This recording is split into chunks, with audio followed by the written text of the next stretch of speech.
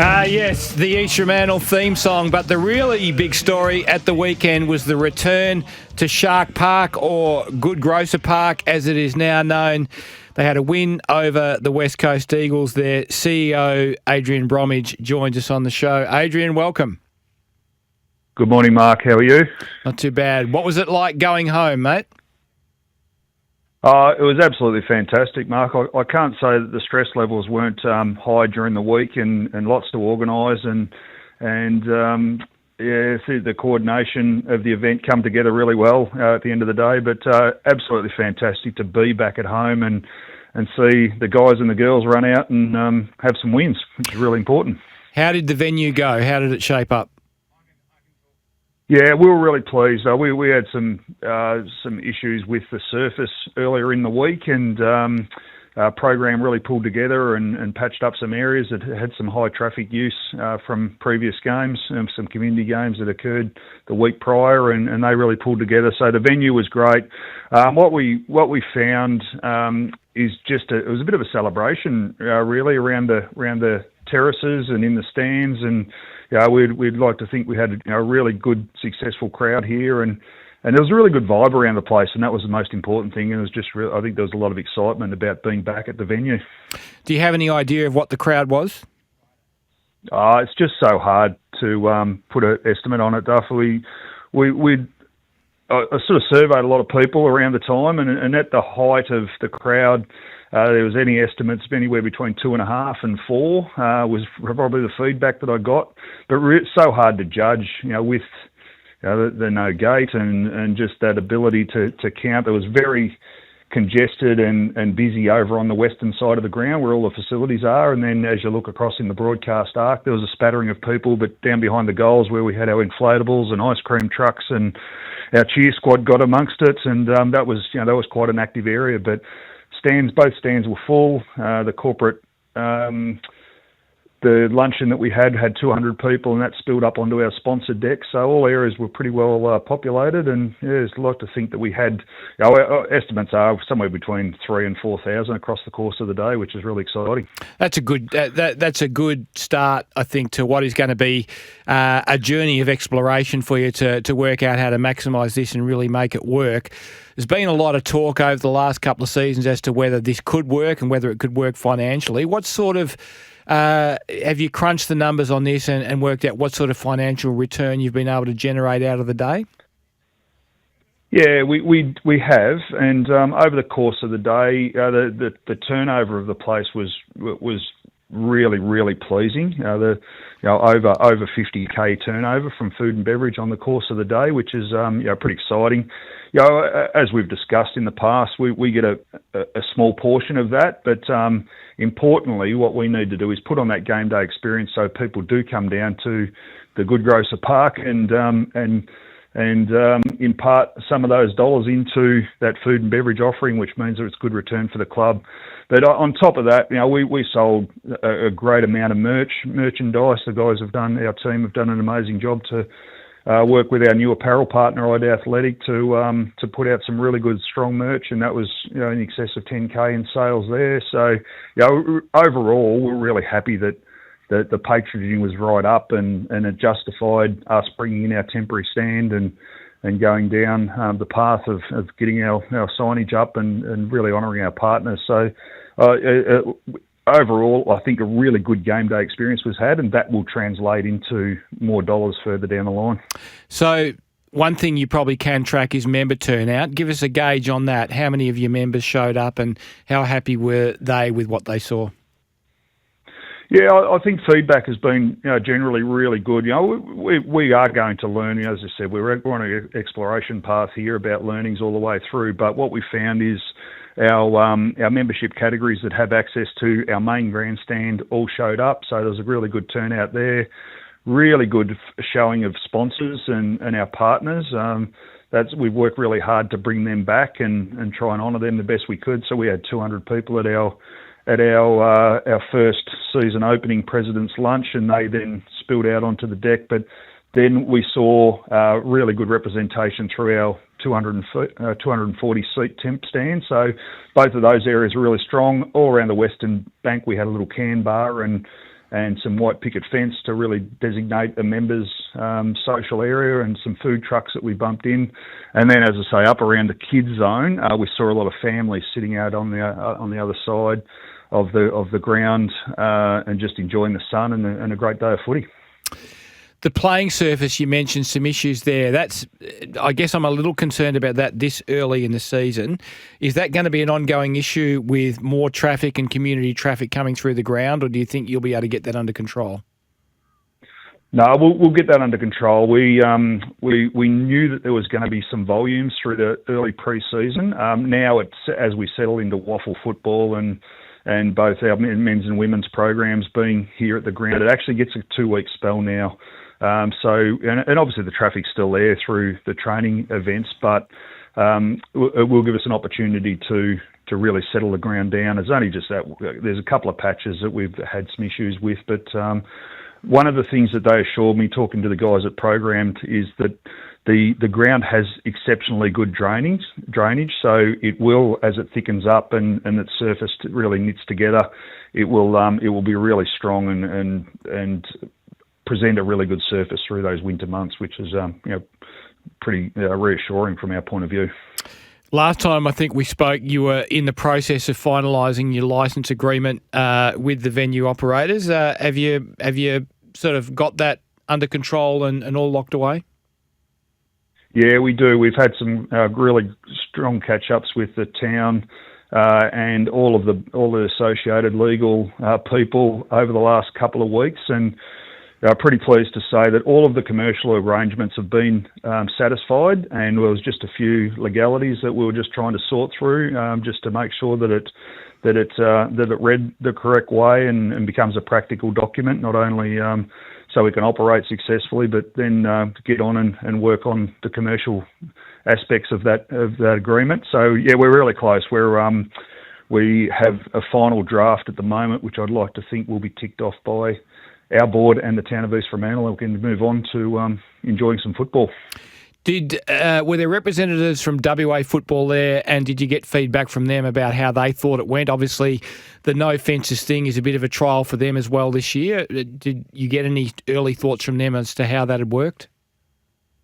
Yeah, we had Commissioner Dixie Marshall down to our president's lunch, and I think the vibe around the place was quite pleasing from that aspect that Dixie mentioned to me, and we also had representatives from the Eagles down as well, and it was just nice to see that that community atmosphere, and we had a great dispersity of all demographics here at the ground too. So that's in line with the WA football win-win campaign. They're trying to attract a different demographic to waffle footy, so we think that we can contribute to that. The no fencing, it's obviously going to we'll keep monitoring that. It's something that was out of our control, as we've suggested. We've got great perimeter fencing around our oval, and we've finally got some signs up on it. But that's something that we do have an exemption for this year, but we'll continue to monitor that. And we'd like to think that the model that we're going with, we've embraced it as much as we possibly can. And if that means that more people come down and watch waffle footy, we're pretty excited by that concept, and we think it can work for us moving forward. And we can generate revenue in other areas and commercial aspects of the business. So, looking forward to seeing how it evolves. Where are you at with the scoreboard? That was obviously one thing yet to be ticked off the last time we spoke. Yeah, still, it's all tied up with the licence agreement, to be really honest with you, Mark. But saying that, I'm looking out over the ground at the moment, and we poured the concrete slab yesterday, so obviously there's a little bit of settling time with that, but we're really confident we'll have the scoreboard up and operating by our next home game, which is against Subiaco, or the men's home game against Subiaco in round 4. So pretty exciting to see that there. It's all ready to be installed. It's now just onwards and upwards to get it in place, and while we haven't got it, we'll continue to bump in a temporary scoreboard to make sure that we can satisfy that need. But yeah, really excited to get that scoreboard in place. Obviously, if you're going to have 3,000 to 4,000 people coming down, there will be some impact in the surrounding streets. Did you get any feedback or any unfavourable feedback from local residents in terms of how it's impacted them? No, not as such. We heard a little bit of feedback about a temporary grandstand going up, but that was in the construction phase. We'd like to think that we'll have that adorned with the right shade cloth and dress that up as much as we possibly can. It might be a little bit of a sponsor opportunity there as well. So we got a little bit of feedback about that. But I think from the community point of view, they're embracing what's going on here. The community park and the precinct is something that I think is a real exciting opportunity for them to come and engage, not only in the precinct and all the activities that we have around it, but with waffle footy. And we saw that, people are bringing their deck chairs in and having a look. Parking is one thing that we need to come to terms with. We've got 200 allocated car parks that we have access to in and around the facility, but then over around the streets, once netball starts, there could be a bit of a pinch on parking. But I also remember way back when I was playing here a long time ago, we used to get derbies here that had 10 and 11,000 people crowds, and parking was never talked about at that stage. So maybe we're just a little bit, I shouldn't say it, but maybe we're a little bit more precious where we have to be right on the doorstep when we park rather than maybe having to walk a couple of hundred metres to get to the venue. So we'd like to think that that'll settle down as we move forward. But what I can say is I think the community are embracing what we're doing here. A little bit precious, mate. Speaking as a fellow old fart alongside you, the younger end of the population are definitely more precious than we ever were. But I guess you've got to accept that those are going to be their standards, I suppose. Hey, we've done all this talking about the model and everything. How is the team progressing? How are they shaping up? Yeah, we were really pleased with what we saw from the guys and the girls on the weekend. From a Rogers and Waffle W point of view, we were really disappointed and probably a little bit shocked to lose the first round against South when we had a 4 or 5 goal commanding lead and coughed it up in the last bit. So it was great to see both our women's programs get back onto the winners board and have a couple of convincing wins against Peel. Although the Waffle W girls were really pushed against Peel, which is that showed some resilience to get through and win that one. And then from our league point of view, the guys were. They battled for a fair while against West Coast, who stayed right in it, and their couple of stars, Matt Flynn and Jack Petruccelli and Bo Allen, who's going to be exciting talent, all kept them really close to our guys. But as they started to get their game into flow and play it on our terms, we got away from them. And so that's a really encouraging start for the guys, and I'm pretty impressed with some of the guys that we've got going out there. So it's going to be pretty exciting against Claremont this weekend, where we have the opportunity to really test ourselves on their home ground. It will be. They look like a pretty good outfit, obviously storming back into the game against Peel Thunder, who had a strong team in with some high-profile Freo players.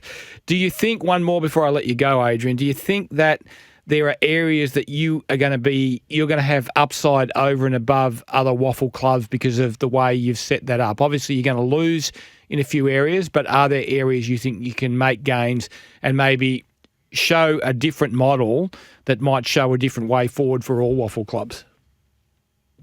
I'd like to think so, Mark. As I said at the start and a couple of times, we've embraced what we've got here at the Good Grocer Park and East Fremantle Oval, and we know that there's things and areas that we will get better at as we go forward, and providing that infrastructure is really important part of that to provide seats and areas where people can be entertained. And I think that's the model that we've embraced. So if we're inviting people to come down from all walks of life and watch waffle footy again, I think that does bring that element of excitement and something that if we can keep replicating what we did on the weekend, it will become the norm. And I'd like to think that that's something that is a model that all clubs can work with going forward. And while we've lost a revenue source, which is that admission to games, I think the other part of our model is really working on what we can offer our members in return for that free admission.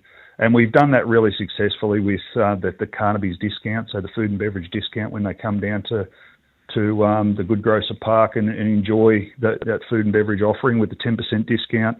And now with our naming rights partner that we talked about last time, the Good Grocer on board and a discount across all of their store network is just some exciting benefits for our members. So I think there's different ways that we can do things, and I suppose what we've seen, and I come into this back into WA with some fresh eyes and understood what waffle footy was like in and around the heyday and just at the onset of the Eagles and the Dockers and how popular it was, and we've just seen that diminish a little bit. So we need to really work hard to get people back to our game, and we've got a really exciting opportunity here, and hope it works for us.